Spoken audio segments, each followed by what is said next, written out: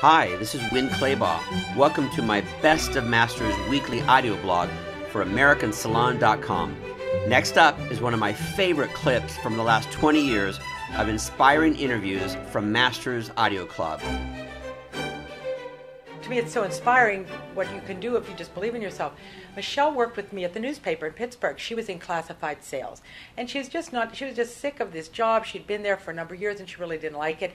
But a lot of times people in Pittsburgh are very much the work ethic. You have a job and it's a union, keep it, you're so lucky. And she had a lot of people telling her to stay there. Well, she wanted something different. She tried to become a flight attendant for US Air, but they said she was too short. So that went out the window. So I had, meanwhile, moved to LA and got my job. And the very first show that the magazine sent me to was a skincare show, Dermoscope show in Dallas. And I went and I met all of these incredible women running companies. It was just amazing. Christine Balmain was there, and I met Erica Miller, and just a number of women running these companies. And skincare was very high end, and I thought, this is great. And I called her the next week, and I said, Michelle, I think I found a career that you might really like. And she said, what? I said, maybe you should go to beauty school and become an esthetician. And so I started telling her about the people I met and what it was like, and she goes, okay. The next week she called me and she said, I enrolled at Pittsburgh Beauty Academy. And I said, what? And she goes, I start nights, I go 4 nights a week, and I'm in the program for aesthetics. And I said, okay. So she went through the school, and she never missed a class so she could get the Best Attendance Award, and she really applied herself.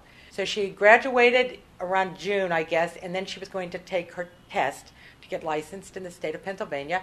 And I called her and I said, Michelle, there's a big Dermoscope show out here in California, in Beverly Hills, and they're having a makeup contest.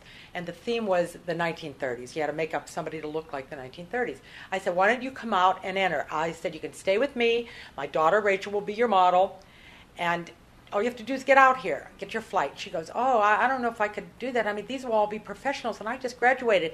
She had won the award for best makeup in her class. And I said, Michelle, you won this award. Put your money where your mouth is. Get your ticket and get out here and just do it. So she came out, and she had studied and everything. Well, the evening of the contest at this hotel in Beverly Hills, and I watched, and she did her makeup. Well, she came in second, and the reason she came in second is because my daughter's costume, she wore an authentic dress, but she had shoes on that were pretty contemporary, and one of the judges was a costumer from film, and he took points off for the shoes, not being period shoes. Well, there was one woman out there who had a very big spa in Los Angeles. She was very famous, and she offered Michelle a job right on the spot, and she said, I can't, I live in Pittsburgh.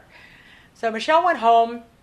That was that, but she won a free trip to Dallas for the September Dermoscope, the big show, all expenses paid, and hotel and everything.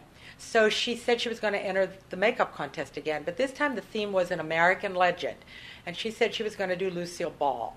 So she came out with her model, and I met her in Dallas, and I saw this girl, and later Michelle said to me, Marianne, I got all upset because you looked at her and your face kind of fell, and I thought, you don't think I can do this.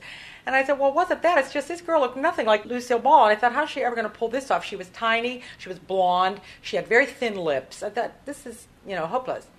Well, I didn't want to be down there when they were making everyone up because I thought somebody might think if I knew her that I was throwing the judging. I wanted to stay well away from Michelle.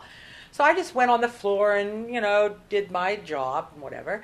And I came back when they were going to announce the winners and everybody's models had to come out. Well, I was standing in the back of the auditorium and I see her model come out on stage, and I couldn't believe it. I started to cry. I felt like it was my daughter up there, and she had done something. It was amazing.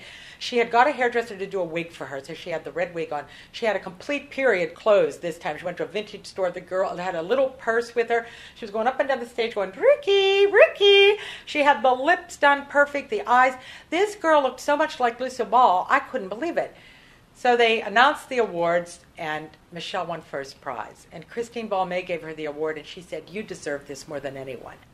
Well, the long and the short of it is Michelle worked very hard and paid her dues and took a lot of advanced education, very good people out in L.A., and she passed her journeyman's test about 6 months ago.